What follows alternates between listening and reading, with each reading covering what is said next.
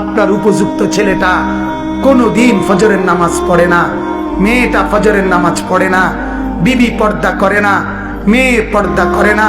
ঘরের মধ্যে আজ 20 বছর টানা রঙিন টেলিভিশন চলে, নর্তকী নাচে গায় ফুর্তি করে, গানের আওয়াজে বাদ্যে পুরা ঘর জমজমাট। এত নাফরমানির অবস্থায় এই হালাত নিয়ে কবরে গিয়া সুপারিশ কেমনে মিলবে দোস্ত? আখিরাতে নবীজির সামনে দাঁড়াবেন কিভাবে? আল্লাহর নবী তো বলবে, উম্মত এভাবে বেজ্জতি করলি কেন? 23 বছরে তোর আমার তায়েফের রক্তের কথা মনে নাই? আমার দামদান শহীদের কথা মনে নাই? আমি 14 দিন পেটে পাথর বাঁধছিলাম ক্ষুধার কষ্টে, এ কথা কি মনে নাই?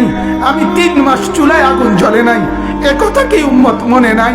আমার এত কষ্ট এত মেহনতকে এইভাবে নাফরমানি করে আমাকে তুচ্ছ তাচ্ছিল্য করলি, আমার দিনকে অপমানিত করলি। আজ কেন বলবো? আজ কিভাবে বলবো আমি মাওলার কাছে? বলুন।